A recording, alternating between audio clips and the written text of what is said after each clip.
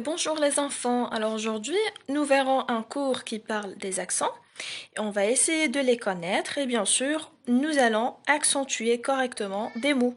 Mais tout d'abord on doit définir qu'est-ce qu'un accent. Donc un accent est un petit signe graphique qui se place sur une voyelle, que ce soit le A, le E, le I, le O et ou bien le U, pour en indiquer la prononciation ou pour distinguer les homophones. En français, il y a trois sortes d'accents. Alors, comme on a dit, en français, il y a trois sortes d'accents. Il y a l'accent aigu, l'accent grave et l'accent circonflexe. Donc, ce qui nous intéresse aujourd'hui dans ce cours, c'est l'accent aigu et l'accent grave. Donc, on va tout d'abord voir l'accent aigu. Alors, on va voir maintenant l'accent aigu. Donc, cet accent se met sur tous les E fermés qui terminent par exemple la syllabe ou qui sont seulement suivis d'un S, signe du pluriel. Alors là, les enfants, comme vous voyez, l'accent aigu monte comme une fusée. Regardez comment on a écrit fusée avec un accent aigu. Alors là, les enfants, on a des mots qui contiennent un accent aigu. Sécurité, vérité, dictée, blé, bonté. On trouve aussi un E accent aigu lorsque cette voyelle est la première lettre d'un mot. Exemple, un éditeur, une épreuve. Donc là, on a un accent aigu. Alors on trouve aussi un E, avec un accent aigu lorsque cette voyelle est la dernière lettre d'un mot, y compris si le mot se termine au pluriel par un S ou par un E muet. Donc comme vous voyez là, c'est la dernière lettre du mot. Là, c'est le pluriel. Donc là, il y a un S et là, il y a le E accent aigu. Là, il y a un E muet à la fin de une abonnée. Et bien sûr, là, le E muet dans le lycée. Donc, un abonné, des abonnés, une abonnée et le lycée. On trouve aussi l'accent aigu à la fin du participe passé des verbes du premier groupe qui se termine par ER, bien sûr, à l'infinitif. Exemple, chanter, donner et tuer.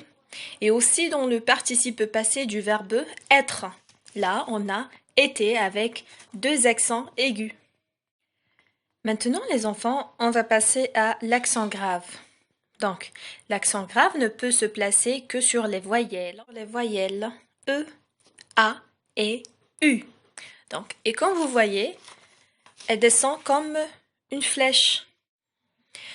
Alors, comme vous voyez, cet accent se met sur tous les E ouverts qui terminent la syllabe. On va voir des exemples. Exemple, pelle, règle et prophète.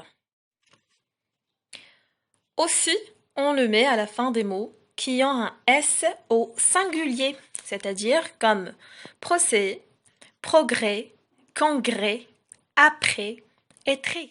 Alors, comme vous voyez, il y a un S à la fin de chacun de ces mots-là. Donc, on doit mettre un E accent grave. Alors, aussi, le E accent grave est placé devant un groupe de consonnes si la deuxième consonne est un L ou un R. Exemple. Donc, là, on a la règle. Donc, on compte 1, 2. La deuxième consonne, c'est le L. Aussi, dans trèfle, donc, on compte 0, c'est le E. 1, 2. Donc là, il y a le L, donc on doit mettre un accent grave. Et aussi, fièvre, l'exemple d'un R. Donc la 0, première lettre, c'est le V. Deuxième lettre, c'est le R. Donc là, on doit mettre un accent grave. Maintenant, on va savoir quand écrire seulement un E sans accent. Donc là, on écrit un E sans accent devant une consonne double, comme vous voyez là. Effort, donc là, il y a deux F. Et essence, là, il y a deux S. Donc on doit écrire un E sans accent.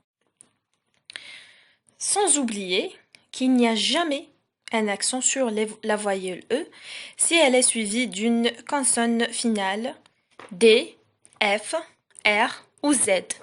Comme l'exemple qu'on a, clé, pied, nez, chanter. Donc il n'y a jamais de E à la fin d'un mot. Donc, S'il y a l'une de ces consonnes, on ne met pas un accent sur le E qui précède la consonne. Aussi, à retenir qu'il n'y a jamais d'accent sur un E qui précède un X, comme dans l'exemple circonflexe. Donc là, le E précède un X, donc il n'y a pas d'accent sur le E. Alors aussi les enfants, au début d'un mot, devant un S comme escalier ou devant un X comme exemple. Alors voilà les enfants, c'est la fin de notre cours. Je vais vous demander de faire l'exercice. Regardez aussi l'exercice. Donc il n'y a pas d'accent sur le E qui précède le X. C'est juste un petit rappel. Donc les enfants, je vais vous demander de faire l'exercice numéro 2 sur la page 157 de votre manuel de lecture. Et bien sûr, je vais vous envoyer la correction. Donc rappelez-vous bien de ce que je vous ai dit dans ce cours-là et je vous dis bonne chance.